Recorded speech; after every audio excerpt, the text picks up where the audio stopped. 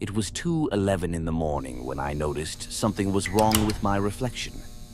I remember the time because I had just checked my phone, half asleep, annoyed that I was awake again.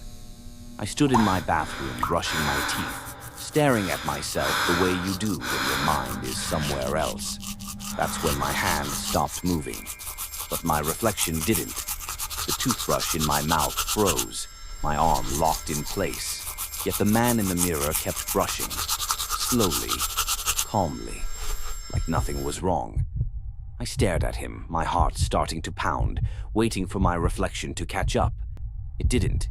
Instead, it smiled. Not a big smile, not something exaggerated or monstrous. Just a small, patient smile, like it knew something I didn't. I blinked hard, convinced I was imagining it. The moment I did, the bathroom light flickered, and suddenly, everything was normal again.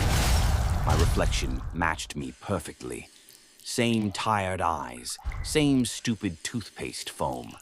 I laughed, quietly, nervously, lack of sleep, stress. That's what I told myself. But the next night, at exactly 2:11 a.m., it happened again. This time, I wasn't in the bathroom. I was heating leftovers in the kitchen when I saw movement in the microwave door. The glass reflected the room behind me, and a man standing there. Me. Only he wasn't moving. I turned around instantly. No one was there. When I looked back at the microwave, the reflection was gone. Over the next few nights, the reflection started showing up everywhere. The black screen of my TV, my phone when it went dark, the window glass when the lights were off. We are you. Every time, the same thing. He was closer, watching, smiling. I stopped sleeping. I covered mirrors with towels. I avoided looking at anything shiny. But reflections are everywhere, and I couldn't avoid them all. On the fourth night, I finally heard him. I was standing in the bathroom again, same time, same hour, when the reflection leaned forward. His face pressed close to the glass, so close I could see details that didn't belong to me. His eyes didn't blink. His lips moved. I couldn't hear the words, but I felt them.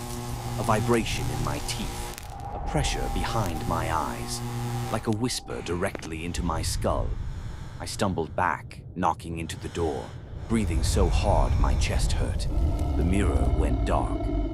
The next morning, my neighbor knocked on my door. He looked exhausted, pale. He asked me why I'd been standing in the hallway all night. I laughed at first, until he described it. Someone who looked exactly like me had been standing outside people's doors, smiling, not knocking, just waiting. He said he watched me stand outside my own apartment for hours. I didn't leave my place that day. That night, I covered every reflective surface I could find. Sheets, tape, cardboard, anything. And for a while, it worked, until I passed the living room window. The glass showed the inside of my apartment, but I was standing outside it. Inside the reflection, a man sat calmly on my couch, legs crossed, smiling like he'd finally come home. I don't use mirrors anymore. I don't check my phone when the screen goes dark. But sometimes, when I catch my reflection by accident, he isn't copying me anymore. He's waiting for me to blink. Subscribe for more chilling tales.